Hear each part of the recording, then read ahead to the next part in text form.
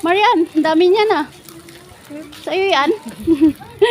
So ayan guys, pupunta tayo sa simbahan. Kukuha tayo ng grocery. Maaga pa tayo.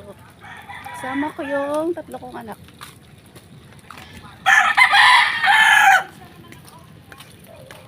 Yan, lalakad tayo papunta doon. Nakagising lang namin. Kasama ko silang 3 kasi walang magbabantay doon. Yan. Aga pa to guys. Isa tayo sa Manapili.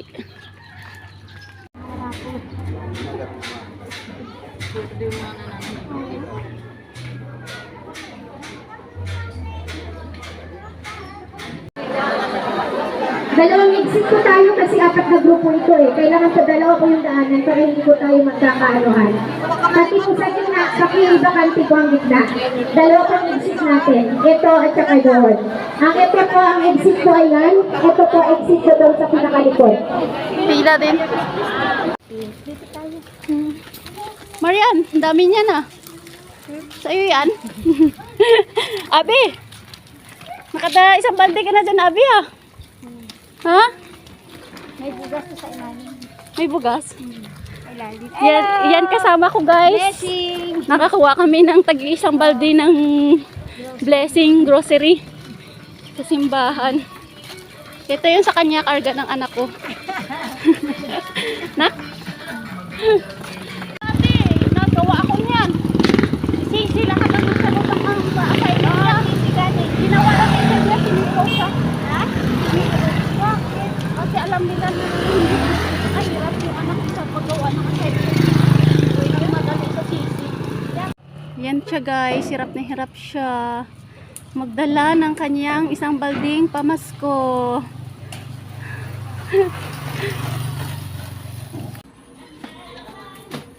Nakasimangot na po yan kasi gutom na. Napagod po sa pila. Yan.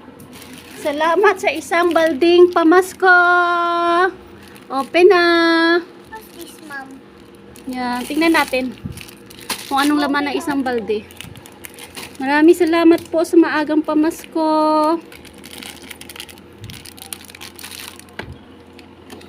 Wow. Yan, dali. Makikitulong din ang abi namin open. Kasama po yan. Yung batang maliit na yan doon sa pagpila. Dali, open mo ate. Wow. Kain mo nga ako nito. Oh, sige, kain ka. Kain po ako nito. Dali. Ito pa ate, oh. Sige ate, pila ano mo.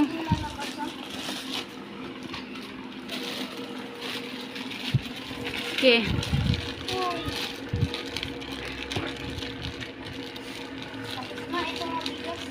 May bigas? Wow! Sakto yan, may pangsaing na tayo. Sige nak, ilabas mo, ilagay mo dito. Wala la dyan? Ayan po guys, ang laman ng isang balde. Maraming salamat po sa pamasko. Yan, nakalibre na tayo ngayong linggo na to. Wow, tungto ang bibi namin ha. May pag-ulam na. May libre na tayong, may nakapamasko na tayo ng grocery. May bigas pa. May timba pa tayo. Ayan, magagamit po talaga namin yung timba na yan kasi wala kaming balde. Ayan.